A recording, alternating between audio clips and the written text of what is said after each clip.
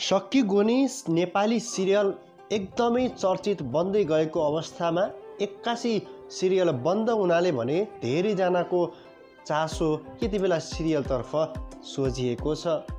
कुमार कट्टेल जिग्री यति बेला भ्रमणका क्रममा रहेका छन्। उनी देश बाहिर रहिरहँदा उनको टिमले के गरिरहेको छ आज हामी तपाईमाझ यसै विषयमा जानकारी दिँदैछौँ। पछिल्लो समयमा सक्की गोनी सिरियल युवा पुस्तामा एकदमै लोकप्रिय बन्दै गएको थियो।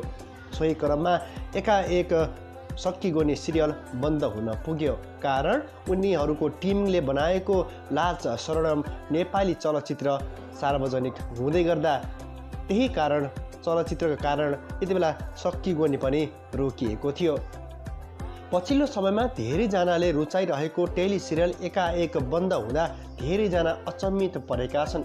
आखिर टेली सिरियल किन बन्द भयो भनेर धेरैजनाले गुनासो गरेको हामीले देख्न पायौँ।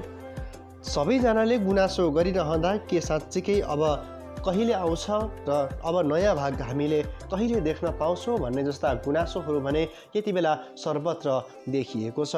पछिल्लो समयमा युवा पुस्तामा एकदमै लोकप्रिय बन्दै गएको सक्की गोनी टेली सिरियल यति बेला ठप्प भएको छ। उनका टेली सिरियलका निर्माताहरू यति बेला लाज शरणमकै फिल्मको प्रचारमा र उनको फिल्मको समीक्षामै व्यस्त रहेका छन्। पछिल्लो समयमा उनीहरूले बनाउन खोजिरहेका त छन्, तर आफ्नै कार्य व्यस्तताका कारण सक्की गोनी टेली सिरियल बन्द हुन पुगेको हो। कतिजनाले त अब टेली सिरियल बन्द नै भएको हो, अब सक्की गोनी देख्न पाउँदैनौँ भनेर धेरैजनाले लेखेको पनि देख्न पाइयो। तर आधिकारिक रूपमा कुनै पनि यति बेलासम्म खबर आइसकेको छैन कि साँच्चीकै अब सक्की गोनी आउने होइन। यस कुरामा भने पूर्ण जानकारी अझै आएको छैन। तर सक्की गोनीका टिमले भने सक्की गोनी अब छिटै दर्शकहरूले देख्न पाउनेछन् भनिरहेका छन्। दर्शकबिन तपाईँलाई के लाग्छ?